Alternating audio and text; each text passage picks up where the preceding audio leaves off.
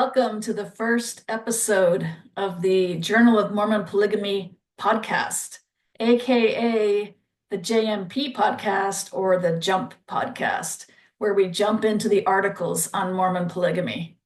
I'm your host, Tiani Coleman, the editor-in-chief of the Journal of Mormon Polygamy. Since this is our first episode, I thought I'd tell you a little bit about myself. I was born in Mexico, but not in the Mormon colonies.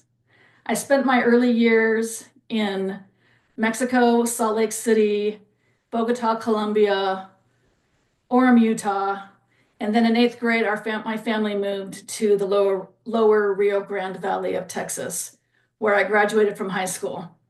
I then went to BYU, where I majored in political science with minors in Spanish and philosophy.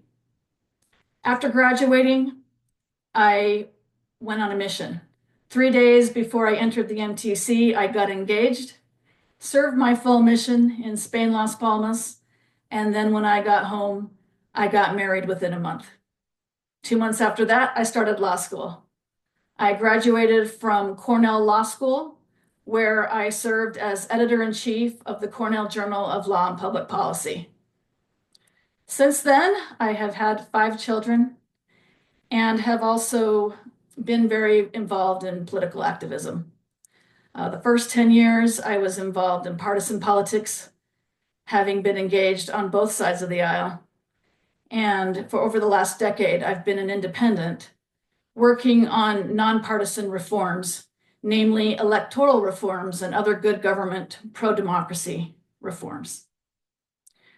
I first came to this issue of polygamy besides having read earlier Orson Scott Card's historical fiction novel, Saints. I first came to the issue truly in 2005 when I read Rough Stone Rolling.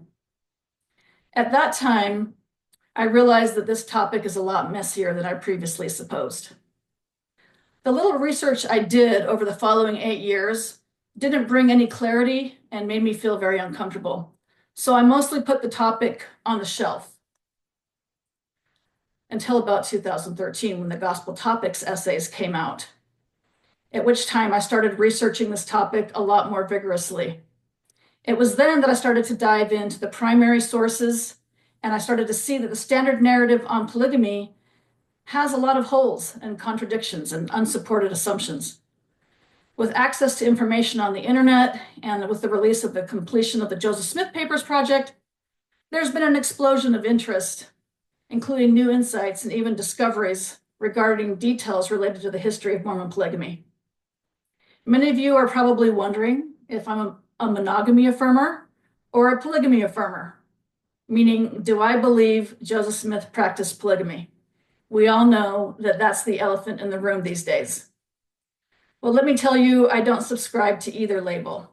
I prefer the label narrative skeptic. As I've delved into the documents, I see that the traditional narrative doesn't have it quite right. What the full truth is, I can't say. But we need to keep searching to get a little bit closer to what that might be. The narrative needs to be revisited, and this journal aims to do exactly that. The Journal of Mormon Polygamy is dedicated to advancing meaningful discourse around one of the most complex and debated topics in Mormon history, which is early Mormon polygamy and its subsequent manifestations. Our mission is to foster a respectful, inclusive, and scholarly dialogue that bridges divides between credentialed historians and grassroots researchers, while adhering to the highest academic standards.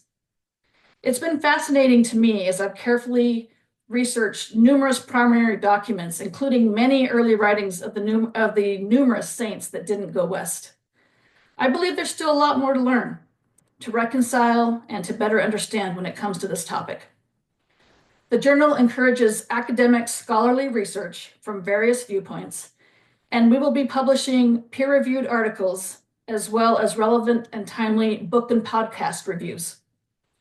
Our format is to publish 2 articles at a time until we have filled an issue, at which time the issue will be available in print on demand.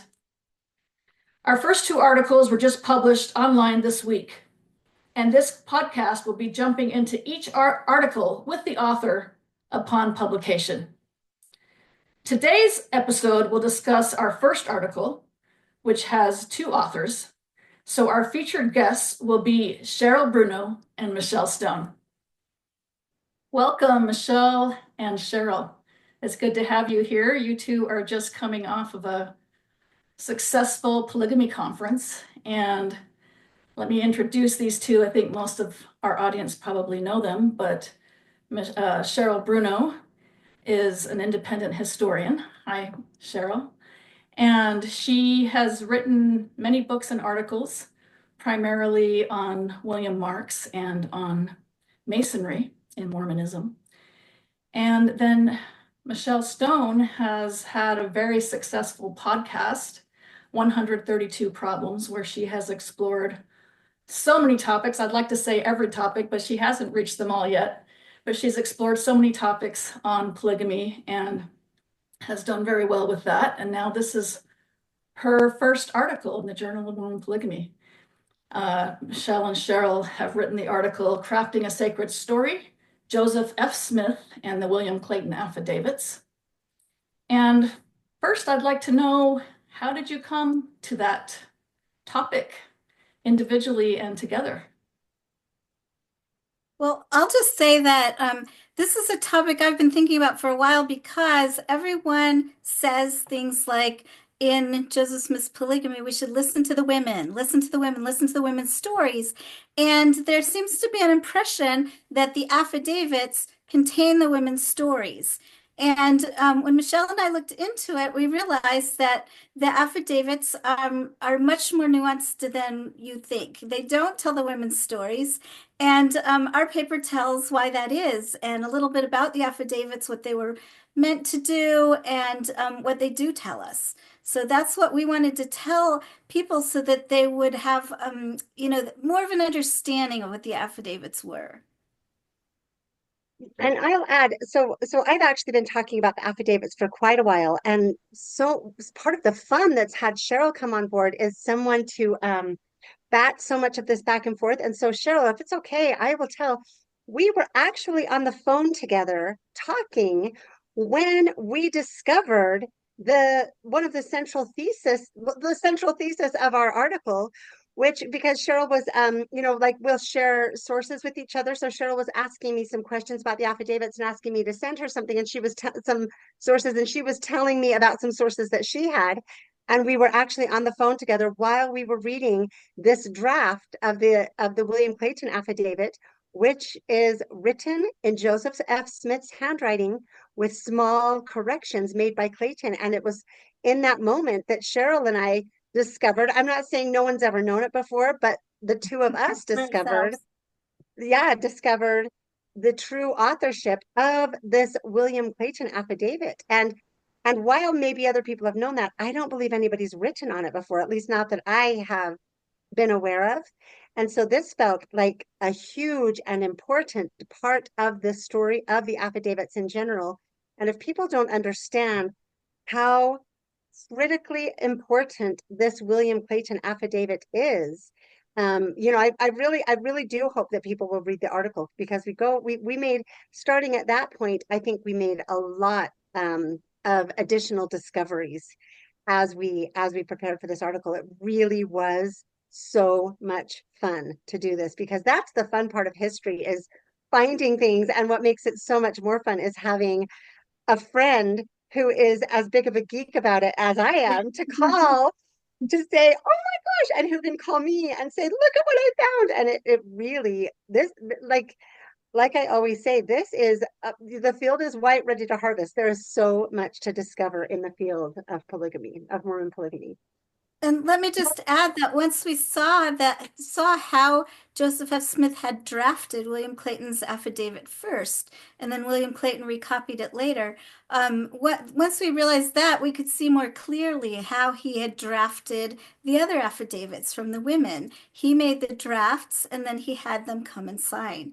And so it was quite interesting for us to see how the William Clayton affidavit opened up the other affidavits to us. Yes, And that is amazing that you both were on the phone together at the same time and saw it together. Makes perfect sense then why you would come together and write the article together. We'll talk a little bit more about that collaboration later, but why don't we delve into the article itself a little bit more, jump into it. We've got Joseph F. Smith, who actually wrote these affidavits, as you said. What was it that brought him to do this? That's not directly in the scope of our article as much. Well, to some extent, actually, it is. It actually is because some of the fun things that we went down the discovery, like as we were collaborating on this and thinking about it and researching, it was really fun for me to connect Joseph F. Smith to Brigham Young's, I believe it was October 8th, 1866 sermon, where he really demeans Hiram Smith. And he tells the story of Hiram Smith learning about polygamy. But in that, he really minimizes Hiram Smith's role in as Joseph Smith's confidant and brother, and really places himself above Hiram Smith because everybody centers themselves in the stories that they tell. But what fascinated me was realizing that Joseph F. Smith was a newly called apostle. And that would have likely been the first conference he attended. He would have been sitting there as an apostle, hearing his deceased father, who Joseph F. Smith really had his parents on pedestals, right? Like he was a traumatized little boy. When he was 4 years old, someone lifted him up to see his father's mangled corpse.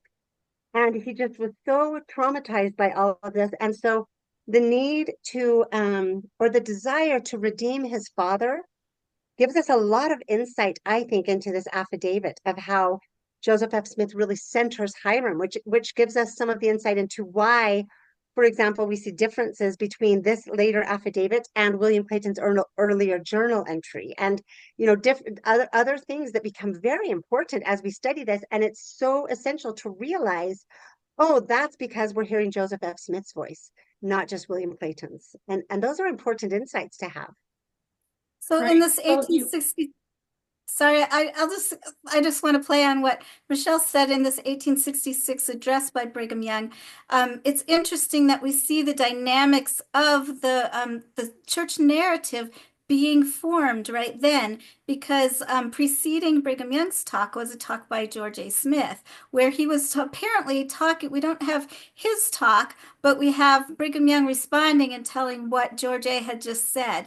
And George A. Smith had been talking about Hiram Smith and how he was at one time supposed to be the successor to Joseph Smith. And he was talking about Hiram not speaking against polygamy and those kinds of things. And Brigham Young hopped right in and contradicted him and started telling another story, which became the dominant narrative that we have in the church today. Right. So the title of your article is Crafting a Sacred Story. So that seems to be the primary theme, is that you're talking about how Joseph F. Smith actually played a huge role in crafting the polygamy narrative. And you do this by comparing two documents, primarily of William Clayton's, one of which Joseph F. Smith was involved in. And as Michelle mentioned, he gave Hiram a larger role. Could you talk a little bit more about the comparison of those two documents?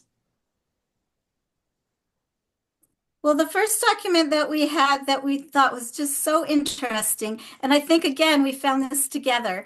It was a letter by William Clayton to Madison Scott. And we didn't know who Madison Scott was. And we did a little bit of research trying to find out. We did some census records, and we found several Madison Scotts that it could have been, but we didn't know. And so we reached out to a friend, Mary Ann Clements, who does a lot of genealogy research. She was invaluable in finding out who Madison Scott was. She tells the story of this in our conference. She wrote a paper to tell the story of how she discovered who Madison Scott was. And the letter is William Clayton telling Madison Scott, about the polygamy document. And this is the first place where we have such because in William Clayton's diary or journal, there's just a small account of writing 132, but in this letter, he expands upon it, and it's the most that we have to date. It's 1871, and it's the most we have of William Clayton telling that story. And I think Michelle will have a few things Well, to say about that too. yeah, sorry. What I found so fascinating in this process is the fact that as far as we could see, nobody had ever before asked who Madison Scott was, or certainly done the research. And that's like things like that just are what I find astounding. That when I say there's so much to learn, like that's such a basic question because really, as this article is called Crafting a Sacred Story, we have the elements. What we really do is trace all of the various elements that seem to go into this affidavit, one of them being Brigham Young's voice, because he was the first to sort of start crafting this sacred story, and watching the dance that Joseph F. Smith does, where he is redeeming his father while still holding to the narrative that Brigham set. So he's not, do you know what I mean? He's bringing many different threads together to craft them, and the different sources that he had. He had William Clayton's journal. He had this Madison Scott letter as he's drafting this, and so we hear the different voices coming in. And I did find it just so surprising that we got to be the first to ask who Madison Scott was. And then luckily, Marianne really is just a brilliant genealogist and researcher. And so being able to tag her and bring her in, and her article about that process of finding Madison Scott will be released in very soon in the Journal of Mormon Polygamy.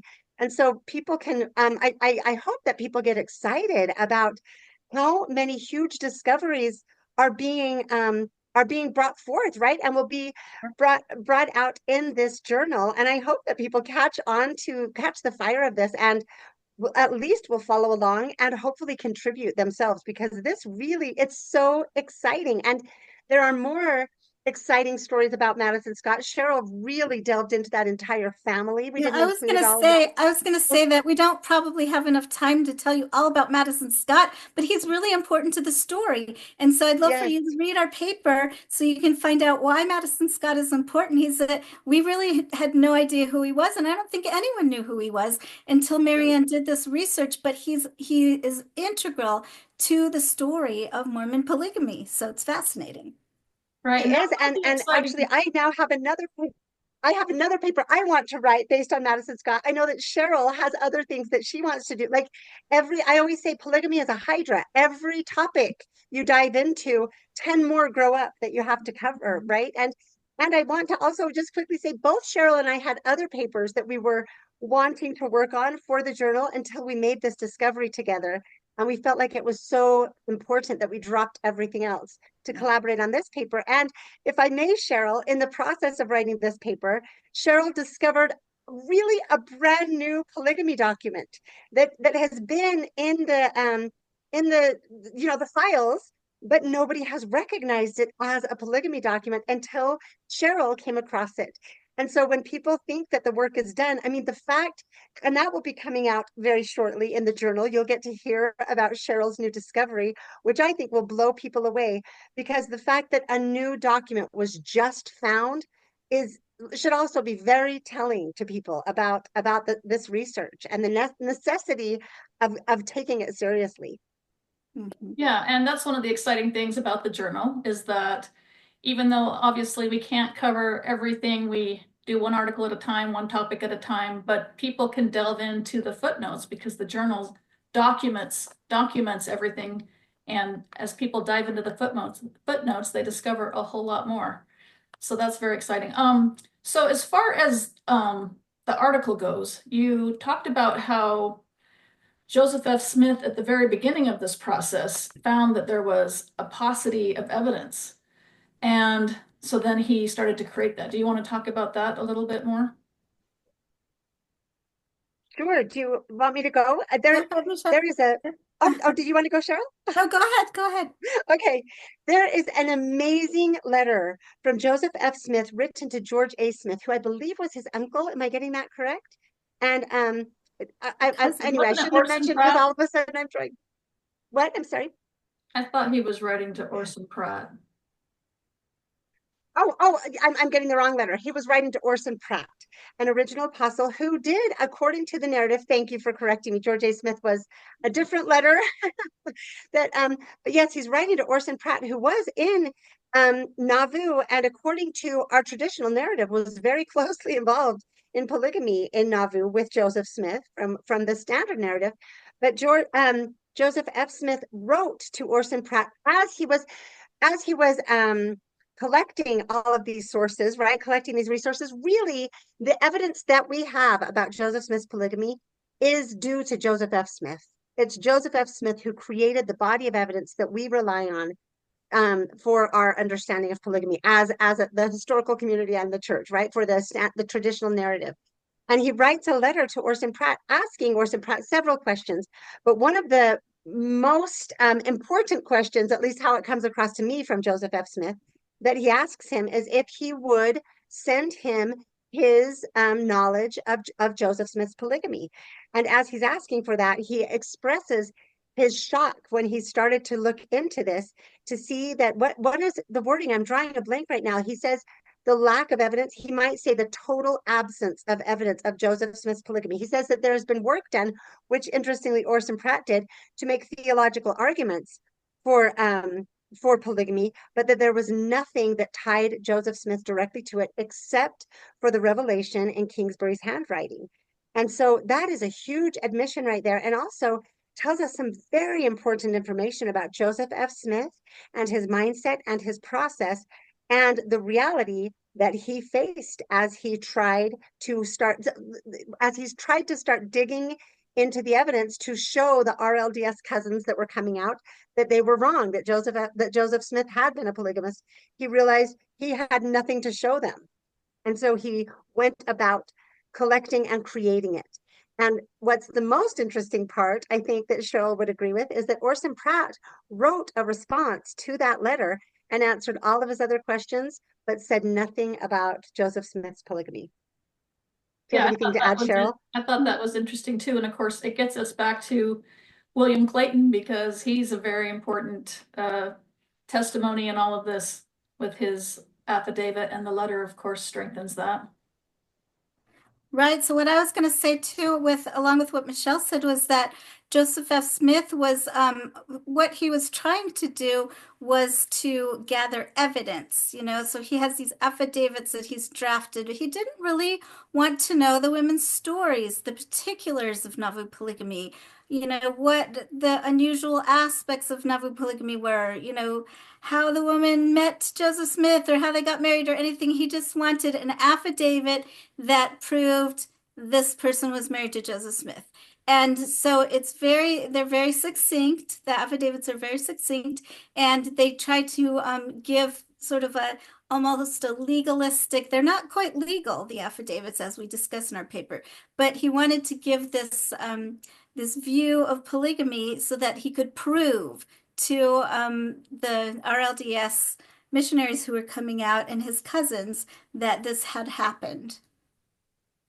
And there is an interesting instance, if I may quickly, it was so interesting to me to see Joseph F. Smith really using the affidavits before he actually had them drafted, because in this meeting, so David Hiram and Alexandra, I believe, who are Joseph and Emma's sons, are coming to Utah and in 1869, and there's a meeting scheduled in a church house, and Joseph F. Smith, according to one record, says, I have a dozen affidavits of the women. And it was so interesting to trace out which affidavits he actually had at that point. He didn't quite have a dozen. They weren't all signed. It's interesting to look at the differences between the two different books he collected. It's interesting to try to see what he was doing. But really, his goal, as Cheryl said, was not at all to tell the women's stories. It is not the women's voices. His goal was to get a body of evidence saying that Joseph was a polygamist, and that was his single-minded goal as he went about doing this. And so also it was fascinating to me to see that he chose affidavits. That's another thing we address, because they like why he chose that. It seems to be we seem to see a connection to looking back. He was in the historian's office, and in Nauvoo, there were many affidavits drafted on different topics, but usually they actually were used for legal purposes. But Joseph F. Smith sort of follows the form, but without the function. Because what is also interesting is when you would think affidavits, which are legal forms, would come in handy was when this actually went to court, right? And what's interesting is in the Temple lot, none of the affidavits were utilized at all. And I find that to be very interesting, that he wanted them to sort of have the social weight of a legal document, but they really would never qualify as legal documents. Yes. For a variety of reasons. Another thing that was interesting is that Joseph F. Smith, William Clayton actually, in his letter doesn't mention, he says he could name 10 wives, but he doesn't name them. And then in the affidavit, he actually names some of them. So, you have those differences, as well as the fact that in Nauvoo, the affidavits were used to speak against Joseph Smith's polygamy, to try to testify that he was not practicing polygamy. And then in Utah, the affidavits were testifying that he was involved in polygamy. Yes, I thought that was fascinating as well. So one of the things that you close on in your article is talking about how institutional memory can be affected by the narratives that are crafted. And do you want to close with that? Cheryl, I'll let you take that one. Yes, we sort of have a memory in the church. We have a story in the church, and we call it the accepted narrative. And this is what has developed over the years from certain different things, the affidavits, different stories, and all of it, rumor it could be. And so all of it comes together to form this institutional memory. And so we now have in the church this narrative that we tell about how polygamy happened.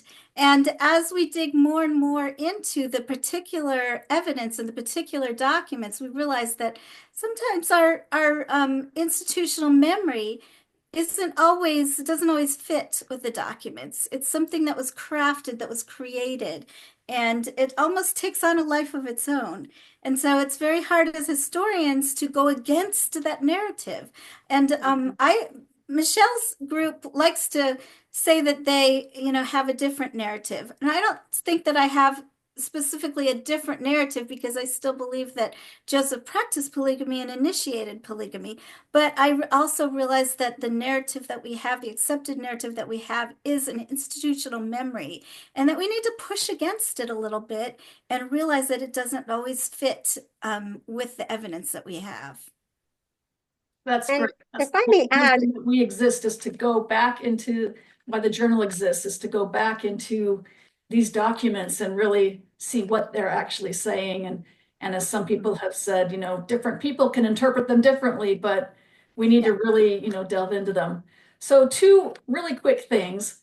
One is, can I add something really quickly? How was it working together when one of you sees the narrative one way and the other sees it the other way? So sometimes we've spent, hours on one sentence so that we can get it, so that we both agree with it. Because we really did want to make this paper something that was neutral, that people could look at the evidence and then make their own decision. And so in order to be neutral, and the thing is, if I had written the paper myself, I don't think I would have tried to be neutral, but I wouldn't have had that pushback, saying, oh, that one sentence is not neutral. And I think vice versa. So that's what was so valuable for us to work together, to really see that, oh, you're just assuming something here. So, and boy, we had some knockdown dragouts on it, some of the sentences. And as the editor, yes, and some that we would read. One of the things we had some sentences that we had to visit time and time again, because they still would hit wrong, or, and we would argue about it could be interpreted this way or that way. But I really do feel that actually, I feel like this is an important paper. And I feel like that is one of the strongest aspects of it, is the fact that I really do believe this is a neutral paper because we both signed off on it. Of course, we had to make some compromises and come up with ways to say things, but we really, I am very pleased with how it came out, where it is so focused on the evidence without interpretation, without saying, and therefore, because of this evidence, these are the conclusions that should or could be made about it. So it leaves the reader completely able to form their own conclusions. And I really do think that the strength of the paper is in how, I don't know, I feel like it is, we documented it well, and we made good arguments. And we had to, because we had to pass them through each other, right? Like we're each other's toughest critics in many ways. And I also have to here give a shout out to Tiani, our wonderful editor, because Yes, she then wonderful. made many changes as well and pushed back against some of the things we were saying that both of us didn't notice. And she's a fabulous editor. We are so lucky to have her and the Journal of Mormon Polygamy. And I think we'll be seeing really great things from her. Well, thank That you. was so helpful, because I think, we are thrilled, Tiani, and I think that all of the readership will just be so blessed to have Tiani's editing, because there were many times when, like Cheryl and I had so many things to argue that I think at times it would just be like, oh, I didn't even catch that one, or I'm too tired to work, because it really was a monumental challenge to craft this paper Yeah. in a way that each And sentence. And not to mention our peer reviewers too, because our peer reviewers from the very beginning, we had to cut, I mean, like 10 pages or 15 pages Mhm. from what we had because our peer reviewer, um, very, Gave us um, great feedback. yeah, the good feedback that we got from our peer reviewers, I think really also contributed to the strength of the paper. Yep. That's great. One of the things that I have been learning through the process is that it's much easier to take an academic paper and criticize it and find things that are wrong with it. It's much harder to actually write one. And I'm sure you all I mean, Cheryl's been through the process, but it's your first time, Michelle, and I'm sure you've been learning a lot about that too. So, Yes, in many ways, writing a paper is easier than doing a podcast. People might be surprised to hear that, but I love the process, and I actually loved co-writing it with Cheryl. It's actually been a very, I feel like it's been a strong collaboration that I hope, I hope people will, we have more things that we're working on together, and I hope they will really move this field forward in some important ways. that's terrific. I, So we were not planning to publish you first in the journal. I know that you submitted yours very early on, but we wanted to publish some other people, but yours happened to be ready before the other ones, so we published it first. And I go ahead. I do have some thoughts on that. Cheryl, if you want to talk first, go ahead, unless you want me to. Yes, we've thought that there might be some criticism about that. Like here we are starting a journal and then we publish our paper as the very first one. And so we were sort of hesitant to do that because we thought, well, people might criticize us for that. But then Michelle was doing some digging. And what did you find, Michelle? Yes, and I wanted to say we weren't just a little hesitant. We were extremely hesitant. Cheryl and I finished this paper months ago. It went through peer review. I don't know. It's been maybe 2 months ago, or at least a month ago. This has been ready to release. And one of the strengths of our journal that we're so excited about is, in many other journals, you'll have to wait a year, sometimes 2 years, to get a paper published, whereas ours can be published immediately. And so we've laughed that, I think it's just the nature of, I'm a mom of 13, Cheryl's a mom of 8. We just managed to get things done. So in addition to starting the journal and putting on the conference, we also finished our paper first and felt like it was so important. But we've been holding back because we didn't want to have the criticism that we started a journal to publish our paper. And I will argue a couple of things. First of all, we are very pleased with our peer reviewers. We are thankful to our peer reviewers, and we will put our peer reviewers up against any other journal. So we have the exact same peer review process as any other journal, and we have a fantastic, highly qualified editor. And so what I did just in the answer to this question, because as I said, we've had our paper ready to go for many, many weeks, and we've just been on pins and needles wanting to release it.